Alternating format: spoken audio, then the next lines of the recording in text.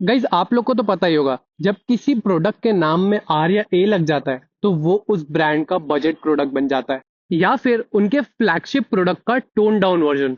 जैसे one plus 12 का 12R, nothing phone 2 का 2A, वैसे ही नथिंग ईयर का ईयर ए। अब ये जो ईयर 1 था, ये एक फ्लैगशिप प्रोडक्ट था नथिंग का, जो 2 साल पहले लॉन्च हुआ था 6,000 रुपए के प्राइस ब्रैकेट में। बट ये ईयर ए, ये एक नॉट अ फ्लैगशिप है, पर ये भी 6,000 रुपए में लॉन्च हुआ है। तो क्या ये नॉट अ फ्लैगशिप प्रोडक्ट 6,000 रुपए का प्राइस ब्रैकेट डिजर्व करता है? हेलो गाइस, मैं हूं केएफ नोइसटेक से। हमने इस नथिंग ए को अब 3 हफ्ते यूज कर लिया है, एंड अब इस वीडियो में एकदम अच्छे से आपको बता सकता हूँ कि ये प्रोडक्ट लेने लायक है या नहीं है। गाइस वीडियो को पूरा एंड तक देखना, क्योंकि मैंने अपना एक पूरा सर्विस सेंटर का एक्सपीरियंस भी इस वीडियो में शेयर किया है। और अगर ऐसी डिटेल वीडियोस हमारे चैनल से पसंद आती है तो एक सब्सक्राइब जरूर कर देना। अब जो इसका केस देखोगे, ये डेफिनेटली अलग दिखता है। फिर तुम वो पहले ईयर 1 या ईयर 2 से कंपेयर कर लो। पहले वाले केसेस थोड़े से बॉक्सी केसेस थे, इस बार थोड़ा सा रेक्टेंगुलर केस है। इसके कॉर्नर्स को थोड़ा सा बाहर निकाल दिया गया है, अंदर थोड़ा सा ओवल किया गया है, एंड कलर में एक नया येलो कलर ऐड किया। अब जब देखो एक प्रोडक्ट में कलर्स ऐड होते हैं ना, तब वो एक बजट प्रोडक्ट बनता है। मतलब बेसिकली हमने देखा है मैक्सिमम फ्लैगशिप प्रोडक्ट्स को ब्लैक या तो व्हाइट रहते हुए, कुछ फ्लैगशिप प्रोडक्ट्स रहते हैं जो एक्स्ट्रा कलर्स के साथ आते हैं, पर मैक्सिमम ब्लैक एंड व्हाइट ही रखे जाते हैं। पर यहाँ पे आपको मिल रहा है कलर, क्योंकि नथिंग को पता है ये एक नॉट अ फ्लैगशिप प्रोडक्ट है। आपने जैसे नथिंग फोन 2A को देखा था, वो पहले 2 फोन से अलग था, थोड़ा सा प्रीमियमनेस वहां पे कम कर दी गई थी। वैसे ही स्लाइटली कुछ यहाँ पे ये बुरा नहीं दिखता है, ना ही कोई नथिंग की डिजाइन फिलोसफी से बहुत अलग है। वैसा ही कुछ ट्रांसपेरेंट डिजाइन है ऊपर से नीचे। इस बार आपको प्लास्टिक दे दिया गया। पहले नीचे के साइड पे आपको काफी हद तक ट्रांसपेरेंसी देखने मिलती थी, ये चीज को इस ईयर ए में कम कर दिया। अब ये जो नीचे का प्लास्टिक है ना, इसमें इतने स्क्रैचेस आ गए, ऐसा लग रहा है देख करके मैंने 2 साल इनको यूज कर लिया हूं। यहाँ पे बहुत भर भर के स्क्रैचेस आते हैं। तो आपके लिए एक सजेशन है, एक केस ले लेना अगर आप चाहते हो इसमें ज्यादा स्क्रैचेस ना लगे। ऊपर के जो प्लास्टिक है इसमें भी लगते हैं स्क्रैचेस। मेरे ईयर 1 एंड ईयर 2 में तो इतने स्क्रैचेस है जिसकी कोई हद नहीं है। यहाँ पे भी लगते हैं, पर नथिंग ने सेंटर वाले पार्ट में गार्ड लगा के दिया, तो इसलिए ज्यादा स्क्रैचेस दिख नहीं रहे होंगे। मैं अगर इसको निकाल दूंगा तो 2-4 दिन में ये भी स्क्रैचेस से भर जाएगा। नथिंग की ये एक बात बहुत सही लगती है मुझे, कि ये लोग लीड की क्वालिटी के ऊपर बहुत फोकस करते हैं। एक काफी अच्छी लीड देते हैं, मेटल हिंजेस है, मैग्नेट्स काफी स्ट्रॉन्ग है, एंड यही चीज ईयर 1 ईयर 2 में भी थी। क्वालिटी वाइज डेफिनेटली अच्छा काम किया नथिंग ने। और साथ ही साथ लिड खोलते साथ इस बार रीसेट बटन को अंदर डाल दिया। ये ईयर 1 फ्लैगशिप था, 6,000 का था, इसमें वायरलेस चार्ज था। ये ईयर है नॉट अ फ्लैगशिप है, 6,000 का है, पर यहाँ पे आपको वायरलेस चार्ज नहीं मिलता है। अब इसके ईयरबड्स एग्जैक्टली सेम दिखते हैं। अगर मैं ईयर 1 एंड ईयर 2 से बात करूं, दिखते हैं, फिट वैसा ही है, सब कुछ वैसे का वैसा है। ये मतलब इतना सिमिलर है कि अगर मैं इनको अल्टी पल्टी भी कर दूं तो कोई प्रॉब्लम नहीं है। अब आप मुझे बताओ, इसमें से ईयर ए कौन सा है, ईयर 2 कौन सा है? अबे ये पीले वाले है ना, नथिंग एयर है।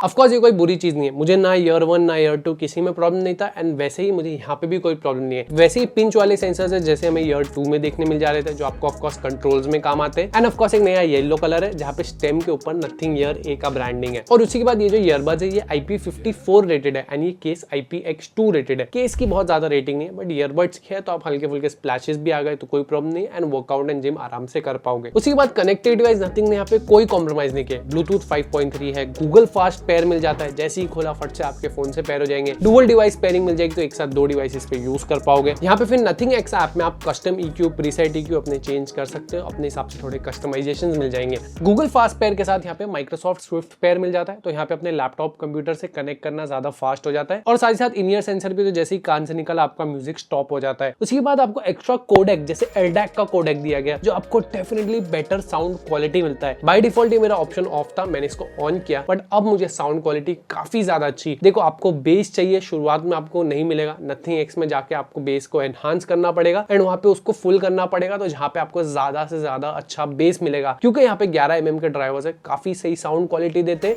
जो अच्छे बेस के साथ काफी हद तक क्लियर ट्रेबल्स रखते हैं। देखो जहाँ पे बेस बढ़ जाएगा वहां पे कहीं ना कहीं थोड़ा सा वोकल्स है, यहाँ पे ट्रेबल्स है, वो सप्रेशन मिलेगा। बट अगर थोड़ा सा बेस को कम करते हो, जहाँ पे फिर भी अच्छा बेस रहेगा, तो डेफिनेटली बेटर आपको वोकल्स निकाल के देगा। ये मुझे नथिंग की एक बात सही लगती है, ये लोग बहुत ज्यादा हाई वॉल्यूम नहीं देते, मतलब डिस्टॉर्शन नहीं देखने मिलेगा, साउंड लीकेज कम रहता है, एंड साथ ही साथ ईयर फटीग नहीं होता है। मतलब बहुत ज्यादा वॉल्यूम पे हम साउंड सुनते तो हमें कैसे इरिटेशन होता है, वो चीज यहाँ देखने नहीं मिलती। और बाकी के ईयर 1 ईयर 2 में भी ये चीज नहीं थी। ईयर 1 में तो बेस बहुत ही कम था, ईयर 2 में थोड़ा सा बेस को बढ़ाया, एंड ईयर ए में अब इनको समझ में आया जो एक्चुअल में इंडियन ऑडियंस ज्यादा प्रीफर करेगी वो है बेस, इसलिए ये लोग ने इसका बेस लेवल्स को बढ़ाया। बट साथ ही साथ अगर आपको बहुत ज्यादा बेस नहीं चाहिए, थोड़ा सा क्लीनर ऑडियो चाहिए, उसका भी ऑप्शन मिल जाता है। यहाँ पे साथ में आपको एक्टिव नॉइस कैंसिलेशन भी दिया अप टू 45 डेसिबल। अच्छा काम करता है डेफिनेटली। देखो बहुत ज्यादा अगर सडन नॉइजेस आएगी, ट्रैफिक की आएगी, वहां इसको प्रॉब्लम होगी, बट फिर भी ओवरऑल ये काफी हद तक अच्छा काम कर लेता है। एंड साथ ही साथ नथिंग के ट्रांसपेरेंसी मोड की बात करो तो ये लोग काफी सही काम कर लेते हैं। अडेप्टिव में अगर आप सुनते हो तो जब जरूरत है ये ट्रांसपेरेंसी में जाएगा, जब जरूरत नहीं है तब ये ANC में वापस आ जाएगा। एंड अगर आप जिम जाते हो तो डेफिनेटली वहां पे भी आपको बहुत काम आएगा। ओवरऑल बात करो साउंड क्वालिटी की, बहुत अच्छा साउंड है नो डाउट, पर ये बेस्ट नहीं है। 6000 रुपए में आपको बेटर साउंडिंग ईयरबड्स मिलते हैं जैसे OnePlus के बड्स 3 हो गए, बट इसमें एक दो फीचर्स कुछ ज्यादा मिल जाते हैं। आईफोन यूजर हो भाई, I am very sorry, but in earbuds को आपको नहीं लेना चाहिए, क्योंकि यहाँ पे 6-7 हजार स्पेंड करोगे, वहां पे आप LDAC कोडेक को भी प्रॉपर्ली यूज नहीं कर पाओगे। बेस क्वालिटी काफी कॉम्प्रोमाइज हो जाती है, ओवरऑल साउंड क्वालिटी में थोड़े बहुत कॉम्प्रोमाइजेस देखने मिलते हैं। मुझे ऐसा लगा इतना अच्छा एक्सपीरियंस नहीं देते जैसे एंड्रॉइड के साथ ये देते हैं। उसके बाद ऑफकोर्स यहाँ पे 3 माइक दी है on each bud, total 6 mic है, जिसके कारण यहाँ पे माइक क्वालिटी काफी अच्छी है। मैंने माइक टेस्ट बनाए हैं, वो भी सुन लेना आप। तो अगर आप किसी गार्डन में हो जहाँ पे ट्रैफिक की आवाज काफी कम है, थोड़ी सी बस चिड़ियाओं की आवाज आ रही है,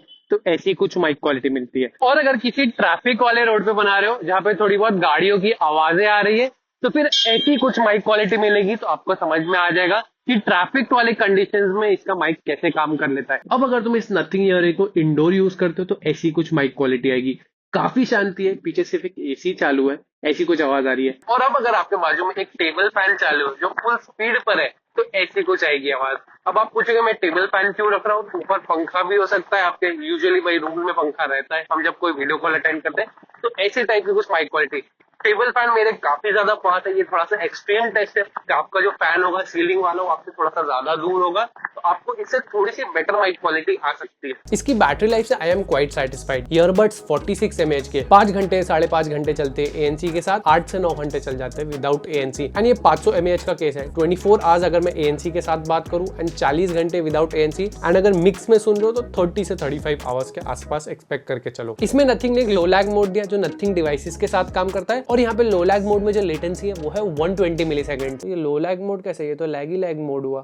मुझे ऐसा लगा 120 मिलीसेकंड इतना अच्छा गेमिंग एक्सपीरियंस ऑफकोर्स आपको नहीं देगा। एंड नथिंग डिवाइस छोड़ के कोई दूसरा डिवाइस है तो लो लैग मोड इतना प्रॉपर्ली काम भी नहीं करेगा। अब जैसे मैंने आपको बात किया था मेरे सर्विस सेंटर एक्सपीरियंस, तो ये है मेरे नथिंग ईयर 1 जो मैंने सबसे पहली सेल में इसको खरीदा था। ऑलमोस्ट 2 से 3 साल पुराने हो गए ये, बट ये 1.5 साल में ही खराब हो गए थे। ये मेरे 1 साल से तो ऑलमोस्ट खराब रखे हुए। मैं इनको सर्विस सेंटर भी लेके गया था, ऑफकोर्स आउट ऑफ वारंटी थे, तो मैं एक्सपेक्ट ये नहीं कर रहा था वो मुझे फ्री रिप्लेसमेंट देंगे, बट एटलीस्ट पैसा लेके रिप्लेसमेंट दे देंगे या कोई ना कोई सोल्यूशन देंगे। एंड ये ईयरबड्स जब उन्होंने जब फर्स्ट टाइम देखे ना, उन्हें पता ही नहीं था कि ये क्या है। तब ऑलरेडी नथिंग ईयर 2 लॉन्च हो चुका था। ऐसे नहीं है कि कोई नया ईयरबड थे, बट उनको ये पता ही नहीं था कि नथिंग ईयर 1 नाम का भी नथिंग का एक प्रोडक्ट है। मतलब सर्विस सेंटर वालों को ही प्रॉपर ट्रेनिंग नहीं दी जा रही यहाँ पे। और ये ईयर 1 जब मेरे पास आया था तब से इसमें कनेक्शन इश्यूज थे, और आगे जाके बढ़ते बढ़ते चले गए, बाद में कनेक्ट होना ही बंद हो गए मेरे फोन से। ये 6000 रुपए का प्रोडक्ट था और मेरा सिर्फ 1.5 साल चला। 1000 रुपए के प्रोडक्ट को अगर मैं लेता था और 1.5 साल चलाता था और फिर वो खराब होता ना, मुझे इतना बुरा नहीं लगता। इसीलिए मुझे ऐसा लगता है नथिंग को यहाँ पे डेफिनेटली इन चीजों में इंप्रूव करना पड़ेगा। एंड अगर नथिंग इन चीजों में कॉम्प्रोमाइज करता है तो मेरे हिसाब से काफी गलत है, क्योंकि वो एक प्रीमियम चार्ज कर रहे हैं इन प्रोडक्ट्स का। तो देखो मैंने ये ईयरबड्स खरीदे 6000 रुपए में, बट अब जब मैं प्राइस चेक कर रहा हूँ 8000 हो गया है। डिस्काउंट के बाद भी फिर भी ये 7.5 का पड़ रहा है, जो मेरे हिसाब से मुझे ऐसा लगता है एक हाई प्राइस है। आपको 5-5.5 हजार के आसपास OnePlus के बड्स 3 अगर मिल जाते हैं, वो एक बेटर डील बन जाता है, ज्यादा अच्छा साउंड भी देगा। ऑफकोर्स 1-2 फीचर यहाँ से मिसिंग देंगे, बट मेरे हिसाब से तो आपका काम हो जाएगा। बट फिर भी अगर थोड़े से प्राइसेस डाउन होते हैं एंड ये आपको 6000 रुपए के आसपास फिर से मिल सकता है, देन आप फिर इसको चेकआउट कर सकते हो। गाइस आज की वीडियो के लिए इतना, वीडियो पसंद आई तो लाइक करना, चैनल को सब्सक्राइब करना। हम आपको मिलेंगे नेक्स्ट वीडियो में। Bye bye.